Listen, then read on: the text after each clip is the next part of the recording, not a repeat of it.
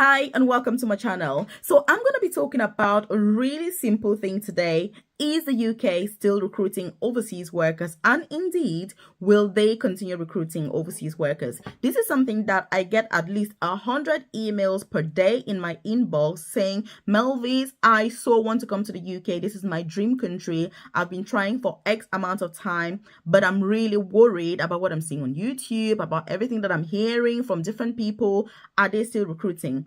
Look, if you're new to my channel, you're welcome. If you are a returning subscriber, I appreciate your time. And this is what we're going to talk about in today's video. And so that you just know, if you're really keen on moving to the UK or you're in the UK looking for visa sponsorship, what should you focus on and what is really the state of recruitment when it comes to overseas workers in the UK, whether carers, nurses, teachers, midwives, or just anybody for that matter. So if you haven't joined this family, take this opportunity to hit the subscribe button below because you want to be the first person that is notified every single day when I drop a new video on here at 10 a.m. prompt UK time. Yes, I am dedicated to making sure that you're the first person that is informed because I'm very passionate about all of this. I started my own UK journey as a carer a few years ago, and I've now progressed as an advanced nurse practitioner, which is the most senior clinical nursing job that there is in the profession. So coming to this country, the only reason I came to the UK was because of career progression. I was like, what is the most senior job in nursing? And I was like, hey, advanced nurse practitioner. I looked at different countries. They had them in the US, they had them in the UK. And so I had to decide between the UK and the US. Very difficult decision. So many of us go through this. I'm sharing this because you're not alone if you're worrying about this. Some of us, we've all gone through that journey. It's just that we are at different stages of our journeys. And that's why sometimes when you look at people, everybody is not at the same state. You know, everybody's not going to achieve everything at the same time. Your journey is legit. Take your time. No rush. Don't listen to negativity. Look at information that is going to propel you to really achieve what it is that you want to achieve rather than the things that are going to discourage you from moving forward because it is not worth it. So again, by the way, if you're not aware, I do have a free newsletter in the comment section below where I share information such as this directly to your inbox, visa sponsorship opportunities in the UK, career progression pathways, apprenticeships, NHS jobs, whether you're looking for clinical, non-clinical, you're on a student visa, you're looking to switch, you're looking to I share information about all of that. So like I said, it's free to join. It won't take you 10 seconds to join and you get that info directly to your inbox. Also, you're going to see my contact details on there. There's my WhatsApp number as well as my email address. And if you need to contact me to talk about your specific circumstances, then obviously you're welcome to do so because I mean, I don't mind at all. And so, like I was saying before, all of us have gone through that journey. And I was thinking between the UK, the US, and all of that. And I was like, I've always been drawn to the UK anyway. So, I mean, I'm a UK girl. And I know there are many other people that like me there are many reasons why I prefer the UK to the US. These are all personal reasons. I won't get into them here. But if you want to move to the UK, you know the reasons why. And by the way, leave a comment in the comment section below. What's your dream country to go to? What is your ideal country to go to? Leave that in the comment section and obviously why. Because for me, when I looked at that, and which means that career progression was the only reason I came to the UK. I didn't come to the UK for any other reason. And that's why I am very unapologetic about my progression. I'm sharing this with you because so many of us put in so much effort to get to this country. We have sleepless nights trying to get to the UK. Some people even sell everything that they have, their property and all of that to get to the UK to then become demoralized once they get here. It's even worse for those people that have done all of that to then come and find out that actually there is no job at all for them to do. I really do empathize with your situation. And what I'll say is, don't be discouraged.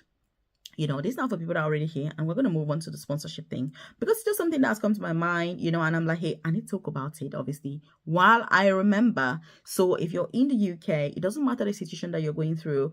It's tough, it's challenging in this country, very difficult.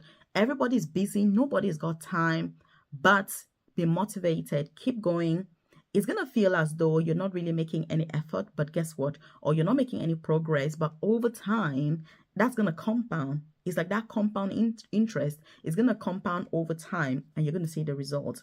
Like I say, that's a journey that we've all gone through. Because now when I sit here and say, oh, I'm an advanced nurse practitioner and this and that, look, I didn't start like this. I started as a carer from zero, going up, studying nursing. I've gone through a lot to get to this position. So like I say, we are all at different journeys, and that's okay. Appreciate your journey and take the time that you need. If you're already in the UK, it's going to be challenging, but it is okay. You're going to get out of it. So that's it for people that are already here and all of that. But then what about the visa sponsorship saga? Look, people are talking about here, what about the elections? The UK cannot survive without you and I, overseas workers. They can't. And that's why personally, when people are worrying about visa sponsorship, are they going to carry on recruiting? Are they not? I never get concerned about any of this, because when you're in this country and you understand the system and you see how things are, you just sit and you think this country cannot survive a day without overseas workers. A day, it will not survive. I'm telling you this, because if you're here, you know. Because there even like hospitals, there are wards that I get into, and every single person is an overseas worker, from the surgeons to the consultants to the nurses to the cleaners to the carers. Every single person. In fact, about a while ago, not long ago, I had a patient say to me at work, when I come to the hospital now, it feels as if I'm in Africa. A patient said that to me, and he was like, where are all the British workers? I was like, welcome. I mean, we just talked about it. I was like, yeah, it's okay. There's lots of overseas workers because of staffing issues. I mean, I tried to explain all of that to him, but that's what is happening. So please don't be concerned. I mean, sometimes, I don't want to say sometimes, all the times on YouTube, bad news always gets more attention, and I think this is the problem. So bad news, bad headlines, negativity grabs a lot of attention. If you're talking sense, you're talking about positive things that are going on, you're talking about how people can improve themselves, let me tell you, many people are not really interested. That's the reality of it. That's society. But if you're talking about something really negative and all of that, then you're going to grab a lot of attention. And I think that attention grabbing thing is what really attracts a lot of people towards negative news, which then seems as though the UK is crumbling. Nobody wants overseas workers. Look, let me tell you, this country cannot survive without overseas workers. And currently, the Office for National Statistics has said that the UK urgently needs 2 million extra workers. In fact, the Department for Work and Pensions in the UK has implemented lots of new positions just to try and get people to work, because according to the data, there are 6 to 8 million people in the UK of working age that just decide they don't want to be working and they're just at home for various reasons, and so they're trying to get them back to work. And that's why there is reliance, in fact, over reliance on overseas workers. This is never ever going to end, I tell you, because it's a cultural thing. It's something that they just cannot survive without. That's why I give an example of hospitals. If you walk into a hospital and every single person is an overseas worker, if you got rid of those people, what do you think will happen? Even with my job, for example, there are very few people in the UK that are qualified, as advanced nurse practitioners. So when I do my job, I know that I'm wanted, I'm needed. I do it with pride. I do it with enthusiasm. And I know that I do not have to apologize when it comes to career progression. So please, if you're overseas planning to get to the UK, I'm telling you now, focus on what matters. Focus on the things that are going to add to your enthusiasm. Look at the advantages when you're in this country and you've progressed and you're in a senior position, you're managing, you're leading, you're earning good money, you've got the healthcare, you've got your kids settled. I mean, those are the things I need to look out for. Even for myself, there are lots of negative things that go on, but I always try to take the positive so that I focus on all that, because I don't have time for negativity. I just don't have the time. And that's why sometimes when people keep asking me, Melvis, are they still recruiting? Are they still recruiting? And the same person asks over and over.